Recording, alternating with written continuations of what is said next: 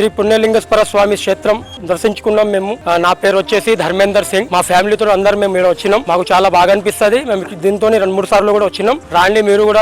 ఇక్కడ 12 జ్యోతిర్లింగాలు ఉంటాయి. 12 జ్యోతిర్లింగాలు దర్శించుకోవాలంటే ఇండియా మొత్తం తిరిగి రావాల్సి వస్తుంది. ఇక్కడ వచ్చేసి అన్ని 12 జ్యోతిర్లింగాలు ఒక దగ్గరనే ఉంటాయి. ఒక దగ్గరనే మనం దర్శించవచ్చు. బాగుంటదండి. ఎక్కడి నుంచో వస్తారు, చాలా మంది వస్తారు. హైదరాబాద్ నుంచి, లోకల్ నుంచి, చాలా మంది నుంచి చాలా ఫేమస్ అయిందండి ఇది. రాండి మీరు కూడా వీక్షించండి, చూడండి. చెప్తే అర్థం కాదు కానీ చూసిన తర్వాత మీకు అంతా అర్థమవుతుందండి. చాలా బాగుంటది. మీరు 12 జ్యోతిర్లింగాలు కూడా మీరు దర్శనం చేసుకోవచ్చు. ఇంకోటి వచ్చేసి అభిషేకం కూడా చేసుకోవచ్చు. అది కూడా మనకి లైన్ గా 13 పెట్టిర్రు. 12 జ్యోతిర్లింగాలు వచ్చేసి పుణ్యలింగేశ్వర స్వామి ఇక్కడ ఒక లింగం ఉంటదండి.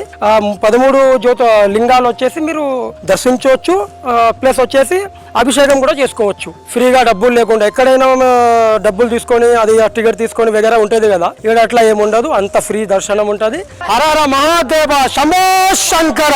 జూలై 13న రాబోతున్న శంకరుడి జన్మతిథిగా జరుపుకునే మాస శివరాత్రి జన్మ నక్షత్రమైన ఆరుద్ర నక్షత్రంతో పాటు శివుడికి ప్రీతిపాత్రమైన సోమవారం నాడు చౌటుప్పల్లోని శ్రీ పుణ్యలింగేశ్వర స్వామి క్షేత్రానికి విచ్చేసి శ్రీ పుణ్యలింగేశ్వరుణ్ణి దర్శించుకుని 12 జ్యోతిర్లింగాలకు జలాభిషేకం చేసి ఆదిదేవుడి అనుగ్రహానికి పాత్రులు కండి.